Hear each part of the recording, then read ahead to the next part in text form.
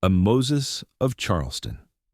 Slave blacksmith who forged the keys to freedom's gate. The clang of iron against iron had been the rhythm of Samuel Wright's life for 12 years, but on this particular morning in September 1839, each strike of his hammer carried a different weight. He was forging the final piece of an intricate lock mechanism that would seal the new vault at Charleston's First National Bank, a masterwork of precision engineering that would protect the wealth of South Carolina's richest men.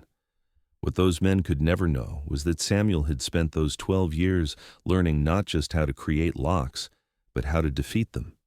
And tonight, he would use that knowledge to unlock something far more valuable than money, the iron gate that separated 37 enslaved people from their freedom. Before we continue, please hit the subscribe button to make my day and let me know where you are watching from in the comments. The story begins not with the escape, but with Samuel's arrival at the Wright Ironworks in 1827. He was 19 then, his lean frame already hardened by years of field work, his sharp mind dulled by the monotony of picking cotton under Charleston's brutal sun. Thomas Wright had purchased Samuel for $650 at auction, not because he needed another field hand, but because he recognized something in the young man's eyes, an intelligence that was being wasted in the cotton fields. Wright's ironwork stood on East Bay Street, a sprawling complex of forges, workshops, and storage buildings that supplied everything from horseshoes to ornamental gates for Charleston's elite. The work was brutal in its own way, with temperatures in the forge reaching levels that could melt flesh as easily as metal, but it offered something the cotton fields never had: the opportunity to learn a craft that required both strength and intellect. Samuel proved to be a natural metalworker. Within months, he could shape iron with a precision that impressed even Wright's most experienced craftsmen. Within a year, he was being assigned to projects that required not just skill, but creativity: elaborate gates, complex lock mechanisms, and decorative ironwork that combined beauty with function. Wright began bringing Samuel along when he consulted with wealthy clients, valuing his ability to visualize solutions to engineering problems that left others baffled. The relationship between Wright and Samuel was complex, as all such relationships were. Wright was a Quaker, part of a small community in Charleston that held quiet reservations about slavery, though few were willing to act on those reservations in ways that would challenge the social order. He treated Samuel better than most masters treated their property, allowing him to keep a small portion of earnings when the ironworks took on private commissions, permitting him to live in a room above the main workshop rather than in the communal slave quarters, and even encouraging him to experiment with new techniques during slow periods. But kindness, Samuel learned, was not the same as freedom. Every morning he woke to the sound of Wright's voice calling him to work. Every innovation he developed became Wright's property, credited to the ironworks rather than to the man who had conceived it. And every night he returned to a room that, while comfortable for a slave, was still a cage whose door was locked from the outside. The turning point came in the summer of 1835, when Wright secured the contract to create the locking mechanism for Charleston's new bank vault. The project required developing an unprecedented level of security, a system of interlocking bolts and tumblers that would be virtually impossible to pick or force. Wright gave the project to Samuel, recognizing that his apprentice had developed an understanding of lock mechanics that surpassed his own. Samuel spent 6 months designing the system, working late into the night by lamplight, filling pages with sketches and calculations that demonstrated a mastery of engineering principles he had taught himself through observation and experimentation. The final design was a marvel: 12 separate bolt mechanisms that had to be aligned precisely before the main lock would turn, each protected by its own set of tumblers that could be configured in thousands of different combinations. But as Samuel crafted each component, filing metal to tolerances measured in fractions of an inch, he made a discovery that would change everything. Every lock, no matter how sophisticated, had a weakness. Every security system, no matter how carefully designed, contained the seeds of its own defeat. The key was understanding the relationship between the components, knowing not just how they worked together, but how they could be made to work against themselves. The bank vault lock made Samuel famous throughout Charleston's metalworking community. Wealthy clients began requesting his services specifically, asking Wright to send that clever boy of yours to install complex security systems in their homes and businesses.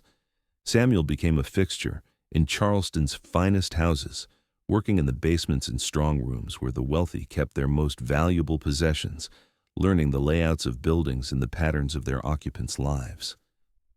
What none of them realized was that Samuel was conducting his own kind of research. Each lock he installed taught him something new about security systems. Each basement he worked in was memorized in case that knowledge might someday prove useful. And each conversation he overheard between white men who assumed he was too ignorant to understand revealed information about Charleston's social and economic networks. By 1837, Samuel had begun formulating a plan that was as intricate as any lock mechanism he had ever designed. Charleston's wealthiest families kept their enslaved people in a centralized facility near the waterfront, a grim stone building that served as a combination holding area, auction house, and punishment center. The facility was secured by a massive iron gate that Samuel himself had helped to install 3 years earlier, along with locks on the individual cells where enslaved people awaited sale or transfer. The plan Samuel conceived was audacious in its complexity. He would need to create duplicate keys for multiple locks without arousing suspicion. He would need to coordinate the escape with the arrival of a ship whose captain could be trusted to transport fugitives north. He would need to ensure that the alarm would not be raised until the escapees were safely at sea. And he would need to accomplish all of this while continuing to work at the ironworks, maintaining the facade of the obedient slave who was grateful for his master's kindness. The first phase took nearly 2 years. During routine maintenance visits to the waterfront facility, Samuel made careful measurements of each lock, memorizing the configuration of tumblers and the depth of bolt throws. Back at the workshop, working during the hours when Wright had gone home and the other workers had retired for the night, Samuel began crafting duplicate keys. The work required absolute precision. A key that was even slightly off in its dimensions would jam in the lock or break when turned, alerting guards to the escape attempt. Samuel created the keys in sections, forging pieces that individually looked like components for legitimate projects, but that could be assembled into functioning keys when needed. He developed a technique for hardening the metal that made the keys strong enough to turn heavy locks without bending, a process that required heating the iron to exact temperatures and quenching it in solutions whose composition he had perfected through experimentation. The second phase involved establishing contact with abolitionists who operated the Underground Railroad. This was the most dangerous part of the plan, as any misstep could result not just in failure, but in execution. Samuel made contact through a free black preacher named Reverend Joshua Marsh, who served a small church that ministered to both free and enslaved black people in Charleston. The connection was indirect and cautious, involving coded messages passed through hymns and sermons that meant one thing to most listeners, but contained specific instructions for those who knew how to interpret them. Through Reverend Marsh, Samuel learned of a ship captain named Elias Morrison, who regularly transported goods between Charleston and Philadelphia, and who had been secretly carrying fugitive slaves hidden in specially constructed cargo compartments. Morrison was willing to help, but he needed advance notice of when the escape would occur and assurance that the fugitives would be ready to board quickly, as his ship could only remain in port for a few hours before authorities began asking questions. The coordination required was staggering. Samuel needed to time the escape for a night when Morrison's ship would be in port, when the moon would be dark enough to provide cover, and when the guards at the waterfront facility would be minimal. He needed to spread word to the enslaved people who would be escaping without alerting those who might betray the plan out of fear or hope of reward. And he needed to create a diversion that would keep authorities occupied during the critical hours when the fugitives were making their way to the ship. By September 1839, all the pieces were in position. Samuel had crafted duplicate keys for 7 different locks that secured the waterfront facility. He had established a network of trusted individuals who would spread word about the timing of the escape. He had arranged for a fire to be started in a warehouse on the opposite side of Charleston, drawing the night watch away from the waterfront, and he had confirmed that Morrison's ship, the Liberty Bell, would arrive on the evening of September 23rd and depart with the morning tide on September 24th. The night before the escape, Samuel barely slept. He lay in his room above the workshop, reviewing every aspect of the plan, searching for flaws that might lead to disaster. The risks were enormous. If the escape failed, everyone involved would face punishment that ranged from severe whipping to execution. If someone had betrayed the plan, guards might be waiting at the waterfront facility to capture the fugitives as they emerged. If the keys didn't work, or if any part of the timing went wrong, 37 people would remain in bondage, and Samuel's knowledge of lock mechanics would have been for nothing. The day of September 23rd seemed to last forever. Samuel worked at the forge as usual, giving no indication that this was anything other than an ordinary Monday. He accepted an assignment from Wright to begin designing a new gate for a client on King Street, and he sketched preliminary drawings with hands that showed no trace of the anxiety that was tightening his chest.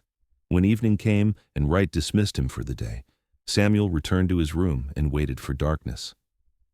At midnight, Samuel descended from his room carrying a small leather satchel that contained the keys he had spent 2 years crafting.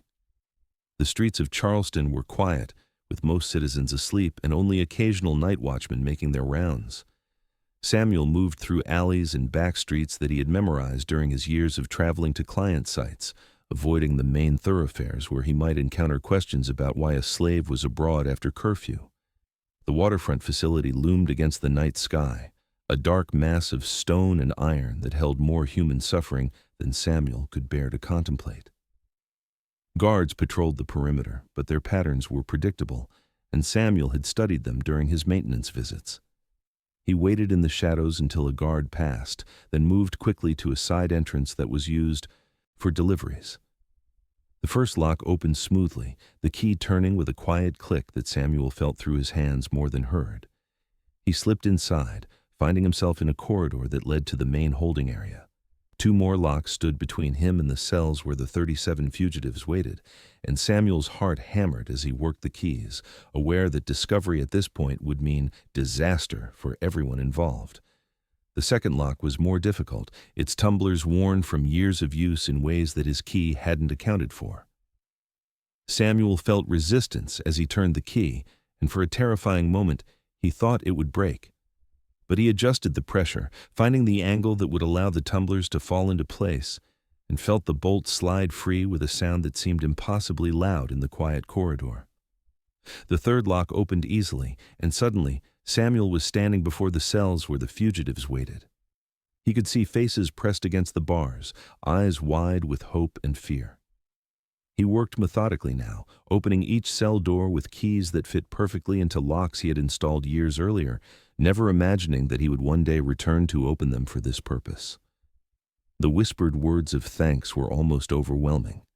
Men and women emerged from the cells, some carrying children, all moving with the quiet urgency of people who understood that freedom was minutes away but could vanish with a single sound. Samuel directed them toward the exit, counting as they passed to ensure all 37 were accounted for. The journey to Morrison's ship took longer than Samuel had planned. Moving 37 people through Charleston streets, even at night, required careful coordination and nerves that could withstand the constant fear of discovery. They traveled in small groups separated by minutes, each group taking a different route to the waterfront where the Liberty Bell was moored. Samuel moved with the last group, ensuring that everyone had made it out of the facility before following. Behind them, he left the iron gate standing open, a silent testimony to the fact that the most sophisticated locks in Charleston could not contain the determination of people seeking freedom. At the Liberty Bell, Captain Morrison was waiting, his crew ready to receive the fugitives and hide them in the cargo compartments that had been prepared. The boarding took precious minutes as people descended into spaces that were cramped and uncomfortable, but that represented the passage to freedom. Samuel counted each person as they boarded, his anxiety growing with every second that passed. When the last fugitive was safely hidden and the cargo hatches secured, Morrison gripped Samuel's shoulder. "You're coming with us," he said quietly. "You've done this thing, and there's no going back. Charleston will know you helped them escape." Samuel had always known this moment would come, had planned for it even as part of him, hoped he might somehow avoid the final consequence of his actions. Leaving Charleston meant leaving behind the workshop where he had spent 12 years, the familiar rhythms of the forge, and even Thomas Wright, who had been a better master than most but who would never have voluntarily granted the freedom Samuel was now taking. "I know," Samuel replied, and climbed aboard the Liberty Bell as the crew began casting off lines. The voyage to Philadelphia took 4 days, during which Samuel lived in a state of anxiety that would not ease until they reached port. He spent hours sitting with the fugitives in the cramped cargo holds, listening to their stories and learning about the lives he had helped to change. There were families who had been separated by sail and who were now reunited in the shared experience of escape. There were individuals who had endured years of brutal treatment, their bodies bearing scars that would never fully heal. And there were children who had known only bondage, but who would now grow up in freedom. When the Liberty Bell finally docked in Philadelphia, Samuel stood on deck and watched a city where no one would own him, where his skills would be his own, and where the locks he created would secure the property of free people rather than imprison human beings. The future was uncertain and frightening in ways that slavery had never been, but it was his future, shaped by choices he would make rather than orders he would follow. The story of the Charleston escape spread quickly through abolitionist networks. Newspapers in the North published accounts of the daring operation, though they carefully omitted names and details that might endanger those still working to help fugitives escape. Samuel became a legend in Philadelphia's black community, though he insisted on using the name Samuel Freeman and avoiding publicity that might lead slave catchers to his door. He established a metalworking shop on South Street, where he taught his trade to young black men who needed skills that could support them in freedom.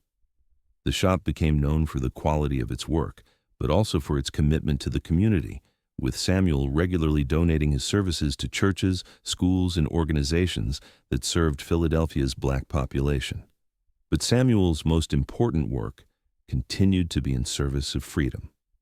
He used his knowledge of locks and security systems to help the Underground Railroad, designing hidden compartments in homes and businesses that could shelter fugitives, creating tools that could defeat the chains and manacles used to restrain captured escapees, and teaching others the techniques that had allowed him to free 37 people from bondage. The years that followed brought both triumph and tragedy.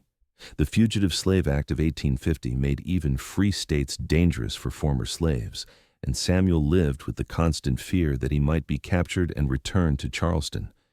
But he also saw the abolitionist movement gain strength, witnessed the election of Abraham Lincoln, and lived to see the Emancipation Proclamation that finally made his freedom legal as well as actual.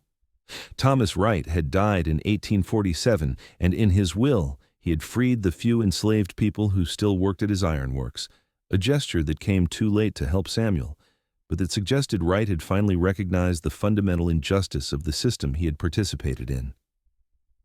The ironworks continued under Wright's son, who occasionally made inquiries about Samuel's whereabouts, though whether out of genuine concern or desire to reclaim valuable property was never clear. Samuel lived until 1879, dying at the age of 71 in the same house where he had raised 3 children who knew only freedom.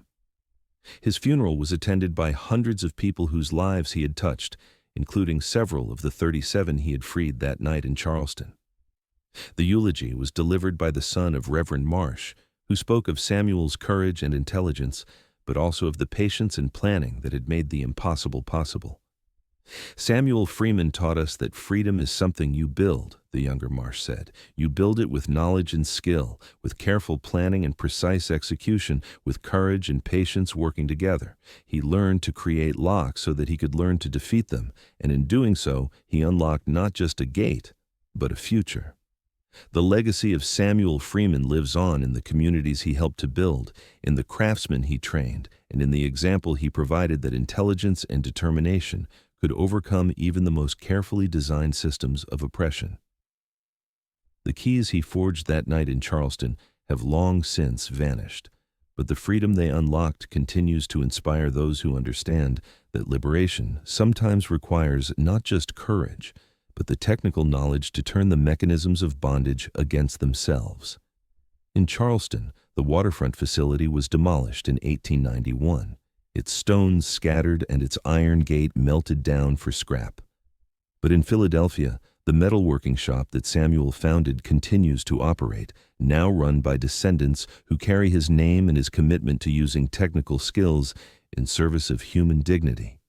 The shop's sign bears a simple emblem, a key crossed with a hammer, reminding all who see it that the tools used to imprison can also be used to liberate, and that every lock, no matter how sophisticated, contains within itself the possibility of being opened by those with the knowledge and determination to understand its secrets.